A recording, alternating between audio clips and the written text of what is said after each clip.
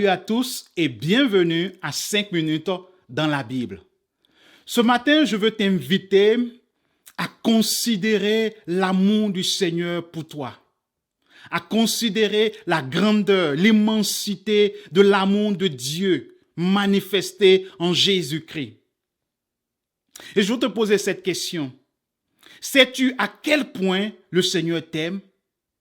Sais-tu que l'amour de Dieu a le pouvoir d'apaiser ton cœur, d'apaiser ton âme? En Romains chapitre 5, versets 6 à 8, nous pouvons lire à quel point le Seigneur nous aime. Il est écrit, « Car lorsque nous étions encore sans force, au temps marqué, il est mort pour des impies. À peine mourrait-on pour un juste.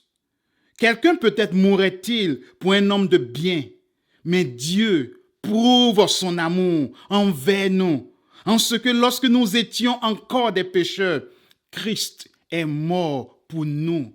En vérité, Dieu nous a aimés. Il nous a aimés alors que nous étions ses ennemis.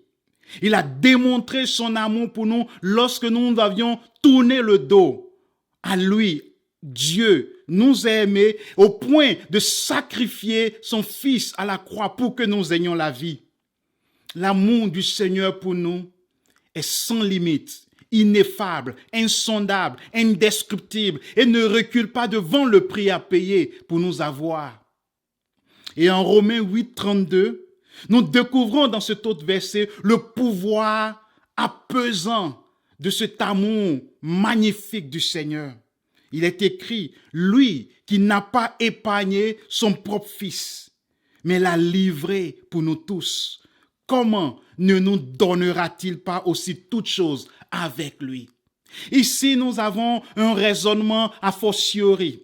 C'est-à-dire, Paul nous dit que Dieu nous a donné par amour son Fils, l'être le plus précieux. À plus forte raison, ne nous donnera-t-il pas toutes choses avec lui? Oui, par amour, le Seigneur nous a livré Jésus-Christ. Il nous a livré son bien-aimé et unique Fils.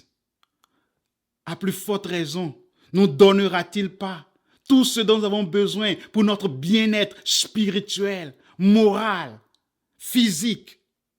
À plus forte raison, ne nous donnera-t-il pas tout ce dont nous avons besoin pour une vie de piété, de joie et de paix dans ce monde? Et c'est cette vision de cet amour insondable et parfait du Seigneur qui apaise notre cœur lorsque nous nous rendons compte, lorsque nous prenons conscience que celui qui peut le plus peut le moins. Et tout cela pour prouver et pour démontrer son affection, sa tendresse, son amour envers nous. Ainsi, lorsque tu te trouves dans le besoin, lorsque tu réalises alors qu'il a déjà donné l'être le plus précieux, c'est-à-dire Jésus-Christ, et tu te rends compte qu'il te donnera tout le nécessaire qu'il faut pour vivre, cette vérité concernant le grand amour du Seigneur fait disparaître l'inquiétude, les soucis et génère en toi un amour, une paix plutôt profonde, une paix profonde, un apaisement dans ton cœur. Pareillement, lorsque tu te trouves dans une situation difficile et pénible de la vie, le même raisonnement de Romains chapitre 8, verset 32. Tu te rappelles de la grandeur de l'amour de Dieu pour toi, démontré dans le don de son Fils. Et tu te rends compte qu'il n'y a rien qui a autant de valeur que la vie de Christ. Alors si Dieu, par amour pour toi, a donné Christ, il ne te refusera pas le miracle, l'opportunité et la délivrance dont tu as besoin. Et à cette idée, en te rendant compte de cette vérité, ton âme, ton esprit et ton cœur s'apaisent, se tranquillisent dans le Seigneur.